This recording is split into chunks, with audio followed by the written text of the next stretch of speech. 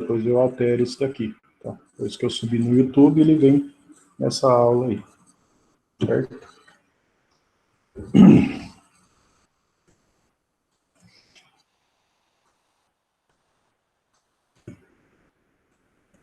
Agora o povo está chegando.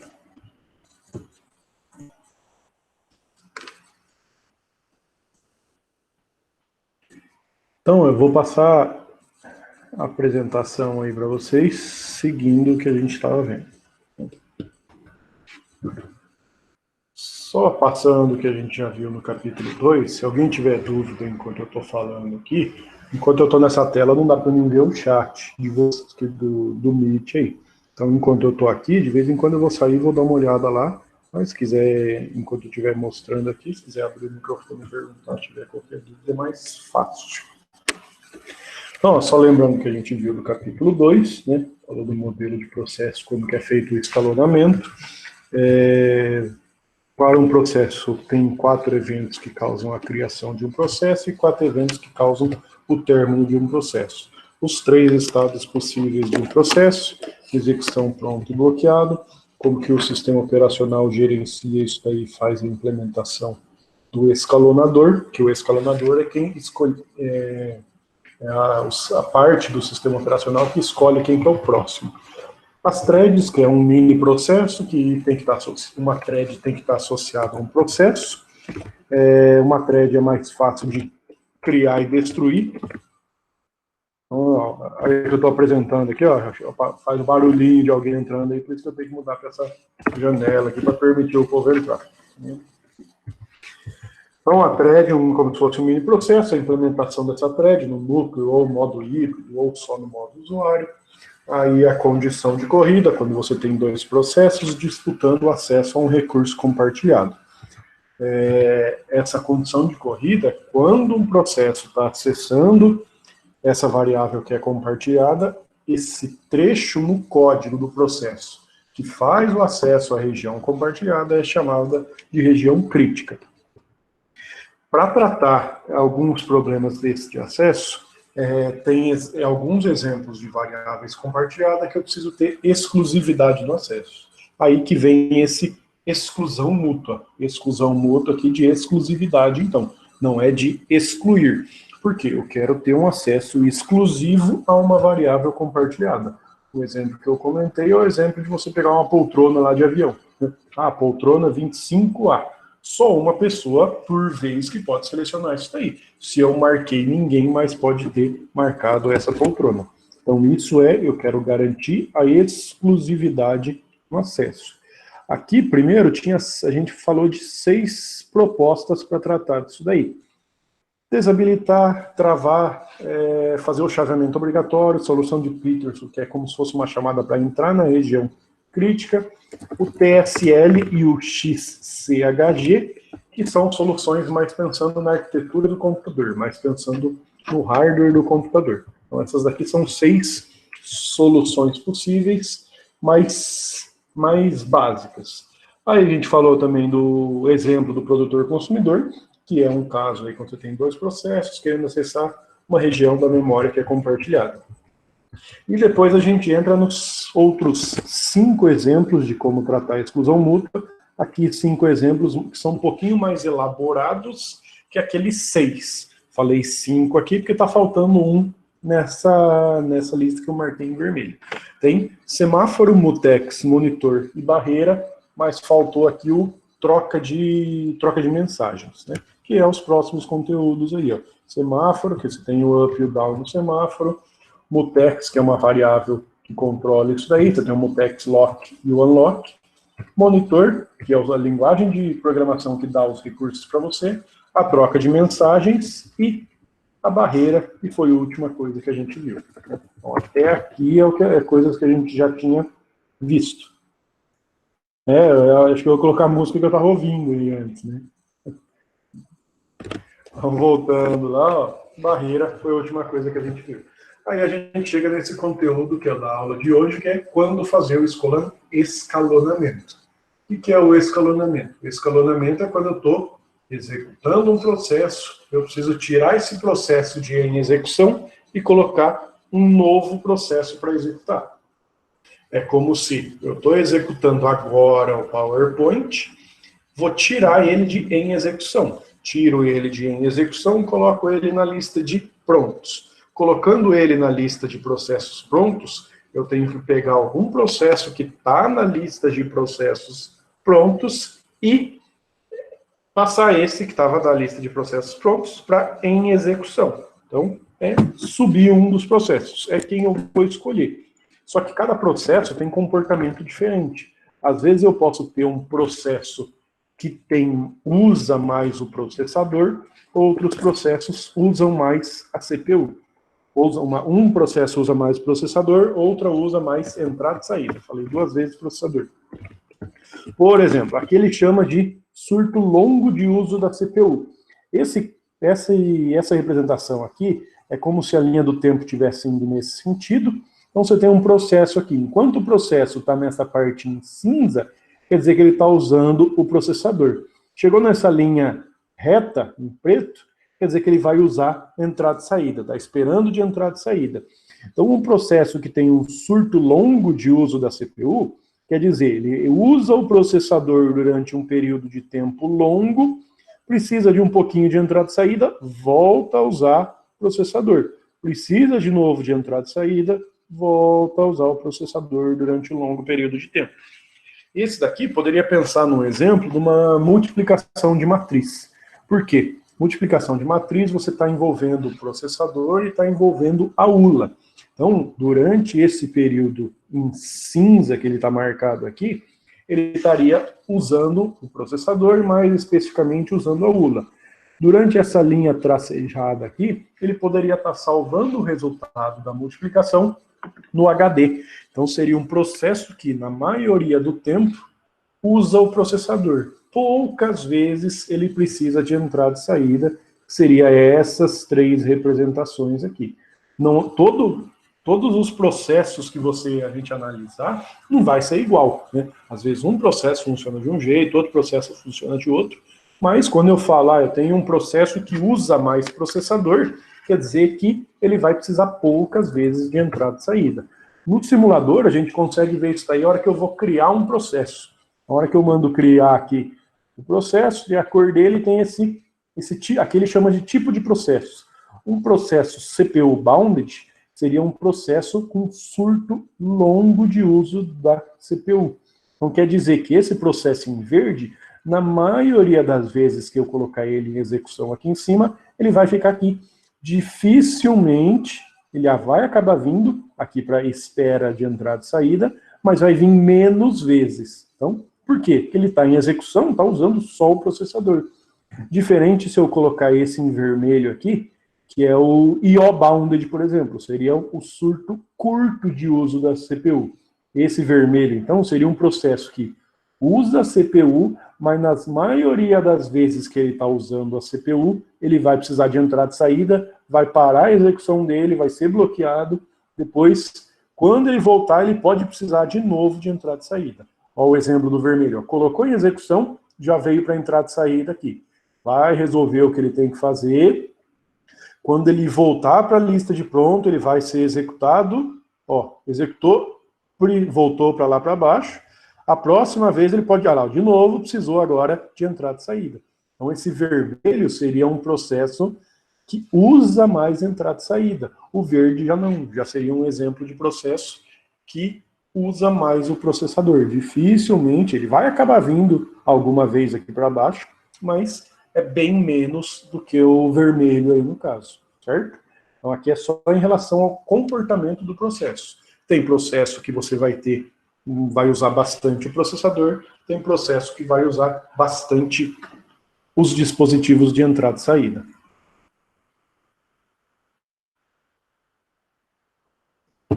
Então, voltando para cá, aí a gente entra no quando que eu faço o escalonamento. Que é o escalonamento, então, a hora que eu tirei um processo que estava em execução, e coloquei ele na lista de prontos, eu preciso trazer um novo processo em execução, certo? Vamos pensar nessa representação lá dos estados, que eu já fiz aí algumas aulas, nos diagramas dos estados possíveis de um processo. Representar aqui como X, um processo que está em execução, esse P, a lista de processos prontos para serem executados, e o B de bloqueado. Então, quando que eu faço o escalonamento? Tem 4 eventos que causam com que o sistema faça o escalonamento. Do mesmo jeito que tinha 4 eventos que fazem com que o processo seja criado e 4 eventos que fazem com que um processo seja finalizado. O primeiro exemplo aqui, ó, esse primeiro fala quando eu crio um novo processo. Então pensa lá, eu estou com o Word aqui, um W para falar que é o Word que está executando. Tenho aqui, ó, pronto para ser executado. Vou colocar um P de PowerPoint, por exemplo, e um Ezinho de Excel. Então eu estou executando o Word lá em cima, o Word está aqui sendo executado, PowerPoint está pronto para ser executado, aguardando a vez dele, Excel também está aguardando a vez dele. Eu vou lá e aperto um atalho aqui, sei lá, Shift F12. E esse atalho faz com que a minha janela do torrent abra. Ou seja, é um atalho para abrir o torrent. Quando eu faço isso daí, eu estou criando um novo processo. Ao criar esse processo, vamos chamar aqui de T, esse processo, o que o sistema operacional precisa fazer? Ele precisa decidir se ele vai tirar o Word de em execução e colocar o Word aqui e subir esse T para em execução, ou se ele vai manter o Word aqui em cima e colocar só o T na lista de processos prontos. Então, isso é uma decisão que o sistema operacional precisa fazer. Quando eu crio um processo, ele tem que saber se ele vai colocar esse processo que eu acabei de criar em execução, ou se ele só vai criar o processo e colocar ele na lista de processos prontos. Esse é o primeiro caso aqui, de um evento possível, que quando acontece isso daí, o sistema operacional precisa escalonar, certo? Segundo caso, aí já é quando finaliza. Tem que voltar. Eu coloquei gravar? Até esqueci agora. Não coloquei. Coloquei. Segundo evento ali, quando finaliza um processo. Então, mesma representação aqui, ó.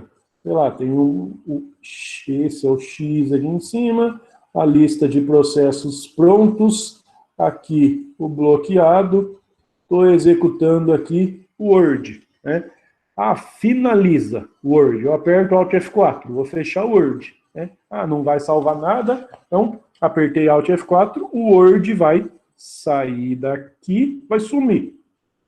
O que o sistema operacional precisa fazer? Tomar uma decisão. Por exemplo, às vezes tem o E do Excel aqui e o Pzinho do PowerPoint. O que o sistema operacional precisa fazer? Escalonar, ou seja, ver qual dos processos aqui na lista de processos prontos para serem executados, ele vai tirar daqui e jogar para cima, né? Então, escolher quem que é o próximo.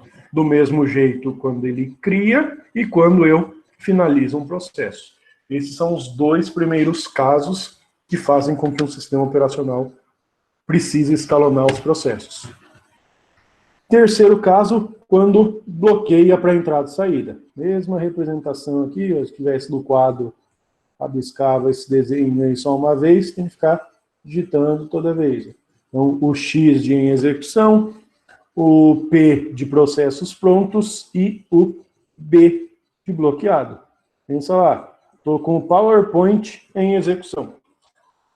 Estou com o PowerPoint em execução, aperto o botão para salvar o arquivo do PowerPoint no disco. O que vai acontecer com o PowerPoint? Ele que estava aqui é passado para bloqueado. Não parece, mas isso daqui é um B. Então, passei o PowerPoint que estava aqui em cima para bloqueado. Então, o P do PowerPoint vem para cá. O que o sistema operacional precisa fazer? Tem o Excel aqui, tem o Word, ele tem que escolher um desses daqui, qual deles ele vai tirar de pronto e passar para em execução. Então, quando o processo bloqueia para entrada e saída, o processo que estava em execução aqui em cima vem para o bloqueado. Precisa colocar algum dos processos prontos em execução. Esse é o terceiro caso. E o último caso, de novo, X, e o bloqueado. Pensa lá, estou com o PowerPoint aqui. PowerPoint em execução, mando salvar o arquivo do PowerPoint. Vou sumir com ele daqui e o PowerPoint vem aqui para baixo. Agora o PowerPoint está bloqueado e eu subi aqui, por exemplo, o Word estava aqui, tiro o Word daqui e subo o Word. Né? Então, o Word está sendo executado, posso pensar aqui que tem o Excel aqui na lista de prontos e o PowerPoint está bloqueado. O último caso é quando acontece uma interrupção de entrada e saída. Então, essa interrupção de entrada e saída é quando finaliza a operação de bloqueio.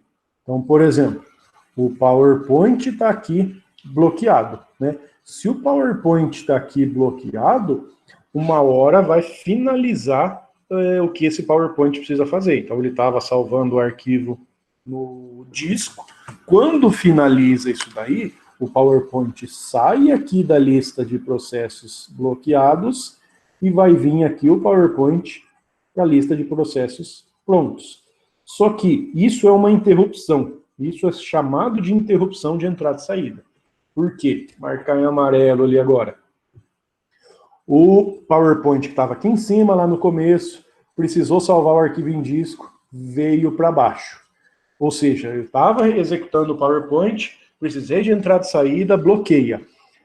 A interrupção de entrada e saída é o que eu pedi de entrada e saída finalizou. Então é como se o controlador de entrada e saída que estava fazendo essa tarefa, ele interrompe o sistema operacional e fala, ó, aquele arquivo do PowerPoint que você tinha pedido para o controlador de entrada e saída salvar, terminou agora. Então, isso é a ideia de interromper, que foi o que eu tirei o PowerPoint daqui e coloquei ele aqui na lista de processos prontos. Só que quando acontece isso daí, o sistema operacional também precisa tomar uma decisão para ver se ele vai escalonar. Por quê? Ele pode pegar esse PowerPoint que está aqui, e terminou de salvar o arquivo agora, e jogar lá para em execução, e tirar o Word daqui e jogar para cá. Ou ele pode continuar normalmente com o Word. Né? Então, quando acontece essa interrupção, o sistema operacional também precisa fazer esse escalonamento aí. São esses 4 eventos. Quando cria e quando finaliza, quando bloqueia e quando interrompe. Pensando numa ideia de quando acontece isso daí, só representar aqui de novo. Ó. Toda vez que tem esses 3 processos aqui, os 3 estados, né? Toda vez que eu tiro um processo aqui em execução, jogo ele para bloqueado, ou tiro ele em execução e jogo para pronto, eu preciso escalonar. Né? Toda vez que você tirar alguém daqui, quer dizer que você precisa ver quem que é o próximo da lista. Né? Além disso, quando acontece a interrupção, também é outro caso. Certo? Então são os 4 possíveis casos aí de quando acontece essa interrupção. Né? Nada aqui por enquanto, beleza. Aí entra os algoritmos para fazer isso daí, ou seja, os métodos que eu vou usar para fazer essa escolha de quem é o próximo, tem categorias diferentes para esses algoritmos. Aí aqui ele fala 2 categorias, o preemptivo e o não preemptivo. O que eu comentei nas aulas aí foi mais desse exemplo aqui. Porque um algoritmo de escalonamento preemptivo, ele vai fazer o quê? Ele vai deixar o processo executando durante um tempo máximo fixado, que é o exemplo que eu falava aí nas salas e nas aulas, aí nos vídeos. Né? Executa o PowerPoint durante 0,1 segundo. Deu esse tempo, vai para o próximo. Não interessa que o PowerPoint tem mais coisa para fazer. 0,1 para cada processo. Então, um algoritmo que é preemptivo, ele vai fixar esse tempo, o processo só vai poder usar durante esse período de tempo. Ah, mas vamos supor que, pensando lá no nosso simulador, aqui, eu tenho aqui, eu vou até colocar um amarelo aqui com uma prioridade mais alta. 2. Coloquei o amarelo lá com uma prioridade mais alta, né? A hora que ele finalizar ali, como ele está de entrada e saída, a hora que ele finalizar a entrada e saída dele, ele vai voltar, é como se ele executasse durante 0,1 segundo, terminou o tempo dele, ele volta e vai executar de novo. Ó, ele vai ficar executando quase só o amarelo nesse caso aí. É que aqui, ó, deixa eu colocar até outro. Vou colocar um CPU aqui, uma prioridade mais alta. Olha lá, o roxinho agora. É como se ele está executando durante 0,1 segundo o roxo. Ele nem some daqui, né? Porque se eu tirar ele daqui, quem que é o próximo para ser executado? O roxo tem prioridade mais alta de novo, prioridade 8. Então o que vai acontecer? A prioridade dele é a maior, né? Então ele só vai executar esse roxo aí, ó. Por isso que ele nem some dali, né? Não lembro agora, para mim era para aparecer ele piscando ali. Vamos criar um outro aqui. É para aparecer esse piscando. Não sei se travou esse simulador. Eu falei já algumas aulas aí para vocês que esse simulador dá problema nele às vezes, né? Mas a ideia, voltando para cá, quando você tem um algoritmo preemptivo, é um tempo máximo, né? Então, eu tenho um algoritmo preemptivo que faz o escalonamento. Ele fixa um tempo para executar. Não pode passar desse tempo. Diferente de quando você pega aqui um algoritmo que é não preemptivo. Esse algoritmo não preemptivo, ele vai executar o processo até que o processo seja bloqueado ou até que o processo libere o uso do processador de forma voluntária. Então, esse daqui seria o exemplo de eu coloco o PowerPoint para executar, enquanto ele não bloquear, deixa ele executando. Mandei salvar o arquivo do PowerPoint no disco, salvar o arquivo, ele vai precisar ser bloqueado. Se ele foi bloqueado, bloqueia e chama outro algoritmo. Ou quando ele liberar voluntariamente a CPU. Né? Aí seria como se ele não tem mais o que fazer de tarefa, ele libera o uso da CPU para outro processo poder usar a CPU. Então, essas duas características aqui são características de algoritmos de escalonamento. Né? Se eu pegar, por exemplo, nas analogias lá que a gente fez do tererê, seria, por exemplo, a hora que a pessoa, se fosse um algoritmo preemptivo, seria a hora que a pessoa recebe o tererê, que é a pessoa, que é o processo, vai usar a bomba de tererê lá, que é o recurso compartilhado, que seria o processador. Se eu falar, você tem 1 minuto para tomar, eu estou falando que é um algoritmo, isso preemptivo, porque eu fixei o máximo. Se você não tomar tudo nesse 1 minuto, acabou, passa a sua vez e vai para o próximo. Então, isso seria algo preemptivo. Na analogia, pensando em algo não preemptivo, seria, você vai começar a tomar o tererê e você só vai parar até que ele seja bloqueado, né? Ou seja, vamos supor que o bloqueado, no exemplo do tererê, é quando o cara quer ir no banheiro, né? Então, ele começou a tomar, enquanto ele não precisar ir no banheiro, vai ficar só ele tomando, né? Porque é um algoritmo não preemptivo para o funcionamento dessa ideia. Ou até que ele fale, eu não quero mais, já estou cheio, não preciso mais tomar tererê. Então, ele liberou o uso da bomba, que seria a CPU aí no caso. Né? São duas categorias de algoritmos de escalonamento que a gente tem. Aí, cada tipo de sistema operacional, a gente tem alguns algoritmos são melhores, algumas, aqui falando só das categorias ainda, alguns algoritmos são melhores, outros são piores.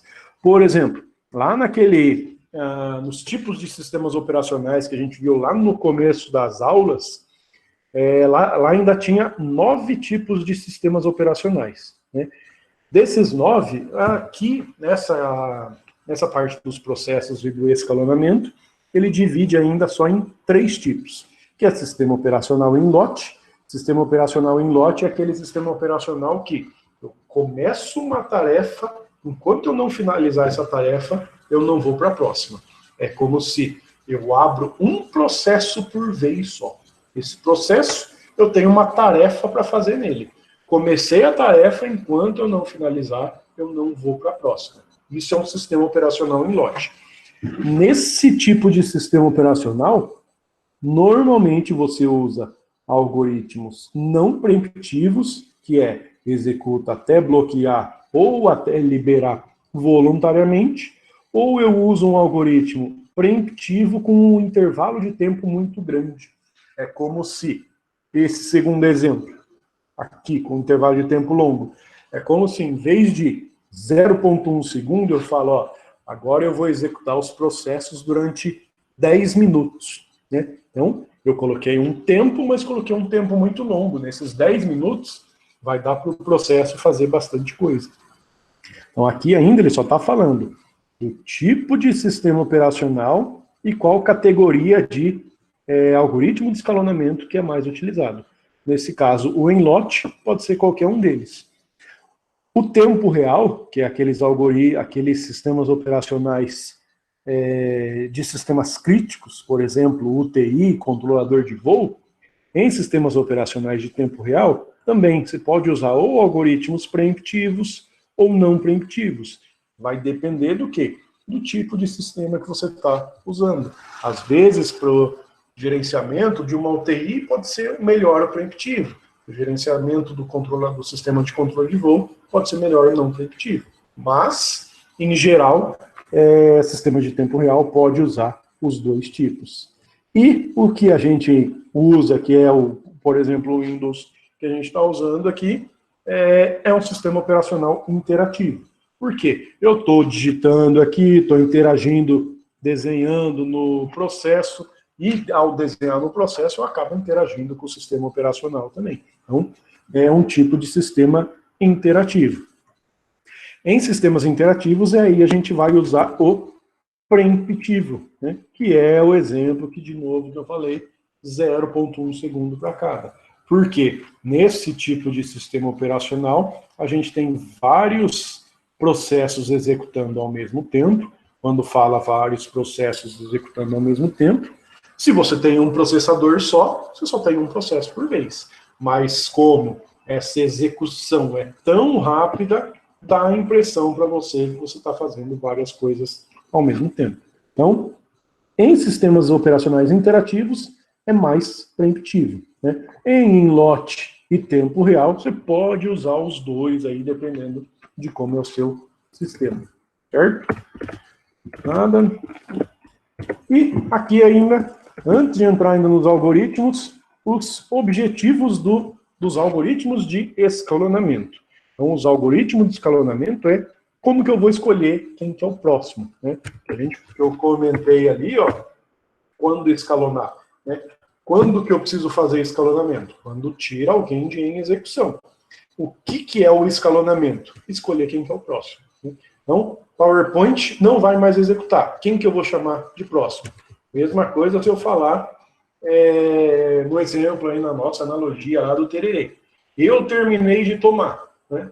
Quem que é o próximo? Quem vai ser o próximo que vai tomar? Isso é o que o algoritmo de escalonamento faz. Né? No exemplo, eu preciso escolher alguém da sala, e alguém dos... Quantos tem ali? Alguém dos 24 aqui, para ver quem que é o próximo que vai tomar. Né? Então, isso é a decisão que o algoritmo de escalonamento precisa fazer. No sistema operacional, é escolher quem que vai entrar em execução agora. Aí, cada tipo de...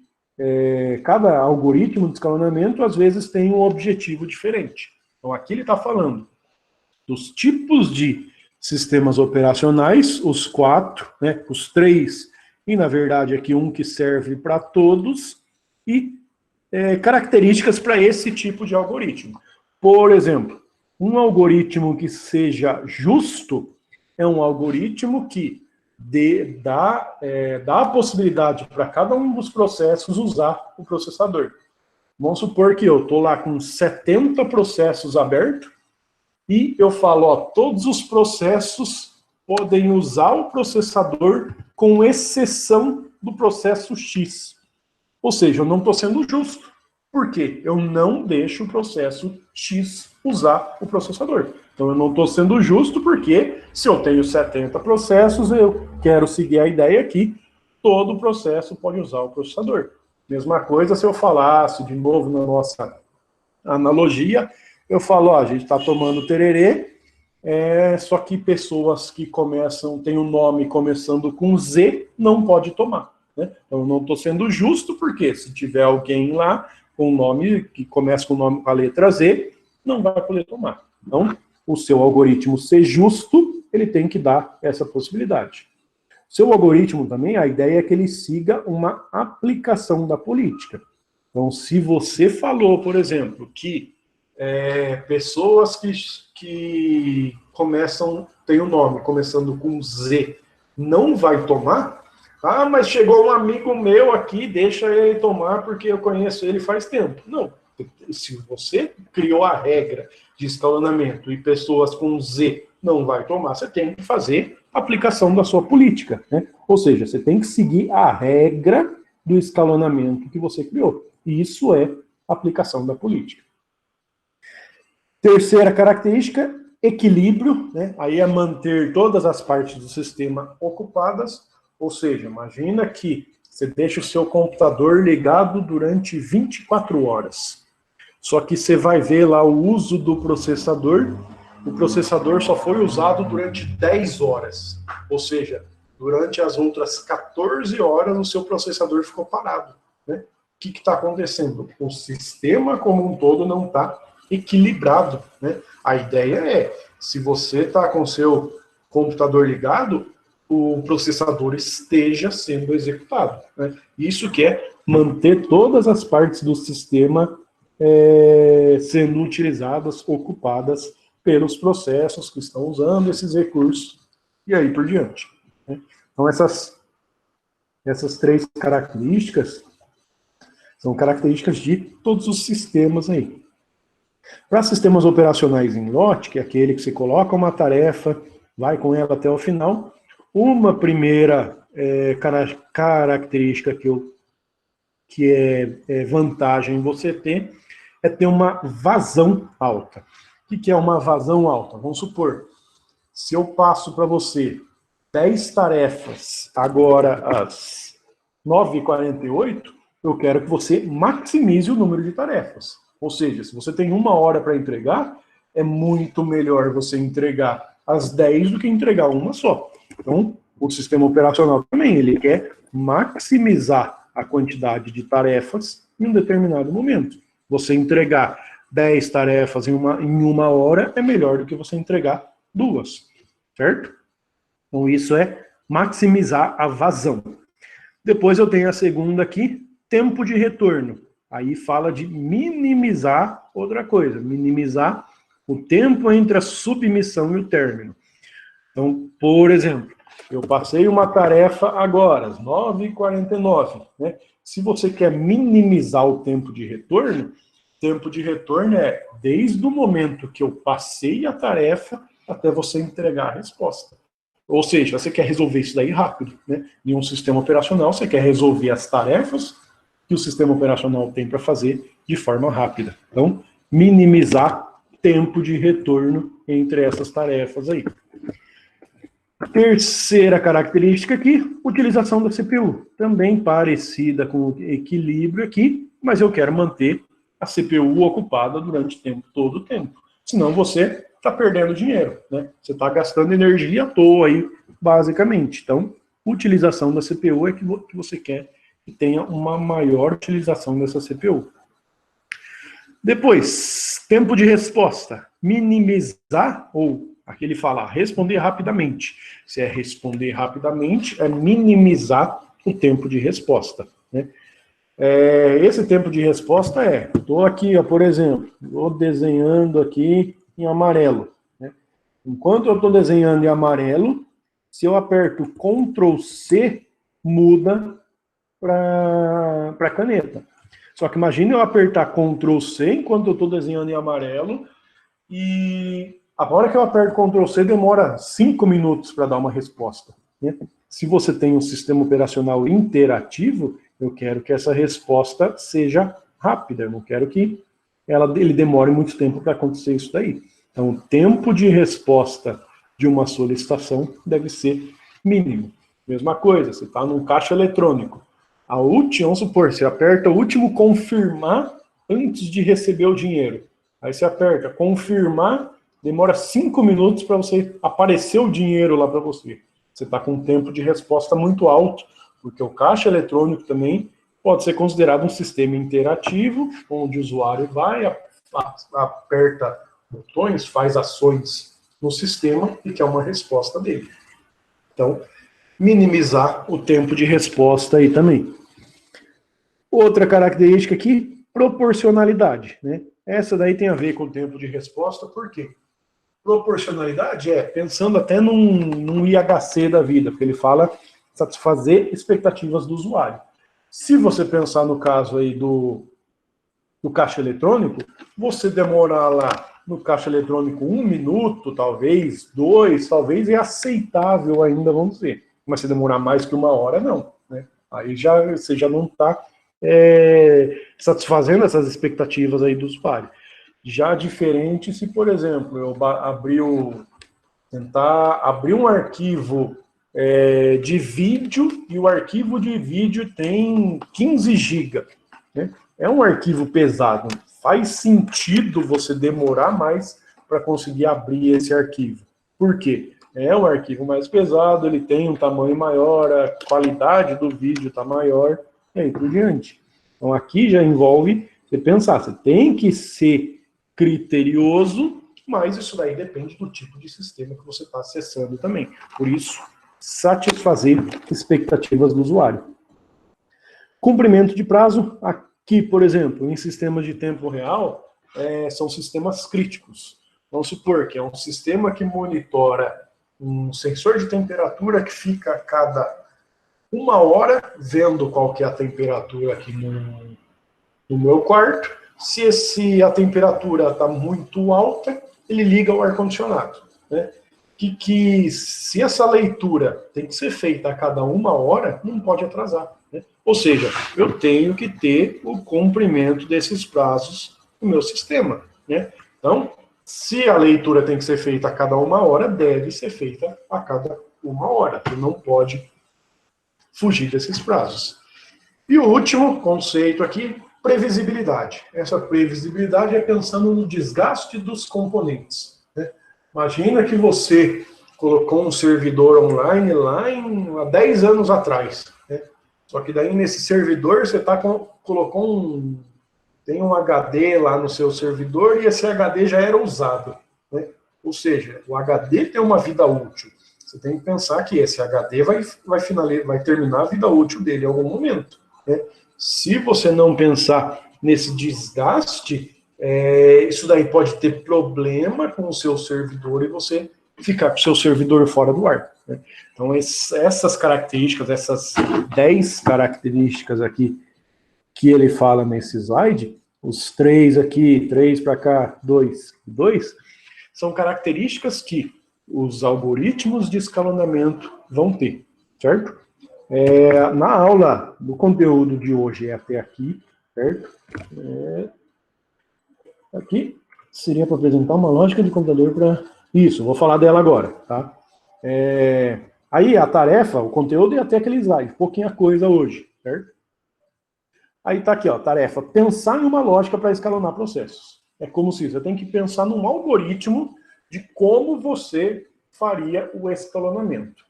Por exemplo, estou com o Chrome aqui aberto. Deu o tempo do Chrome. Quem que você vai colocar em execução? Poderia até pensar aqui e...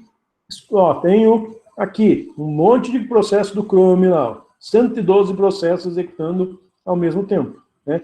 Quem desses 112 que eu vou escolher para colocar em execução? Então, aqui é pensar na lógica. Não é falar, depois do Chrome eu vou com o PowerPoint aqui.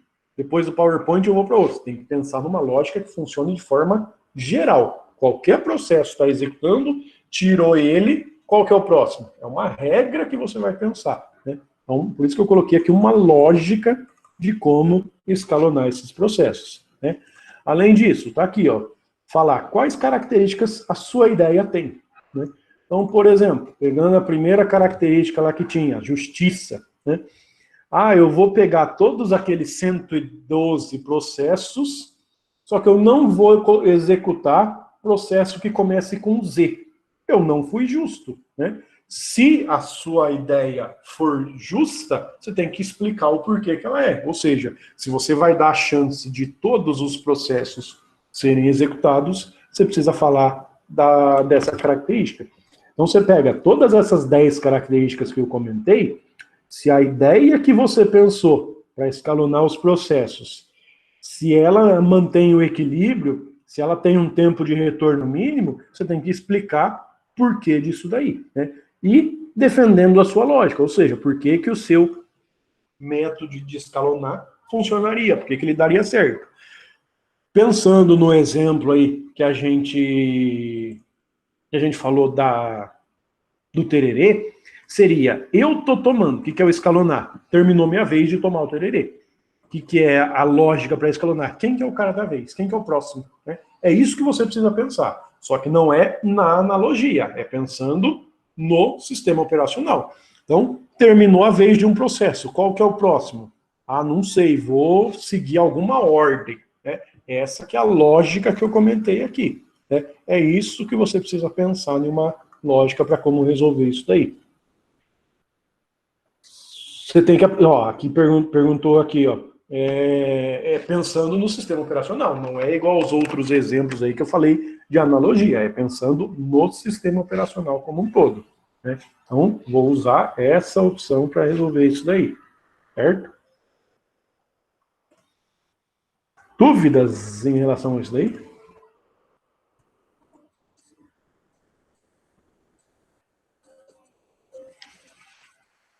Então, era até hoje aí, fica um tempinho aí para vocês resolver. Tô gravando a aula aí, né? Depois eu já subo lá no. Vou fazer o upload no YouTube, daí coloco nesse link aqui o aula, certo? Então, se não tiver dúvida, é isso por hoje.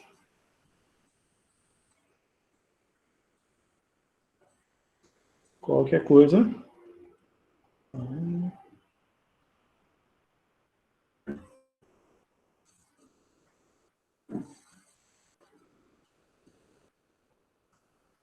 Certo? Beleza? Então, qualquer coisa, dá para perguntar aí, ó. Até umas 10h30, tô ali no fórum. Qualquer coisa pode perguntar por lá também. Feito? Até mais. Bom feriado aí para vocês.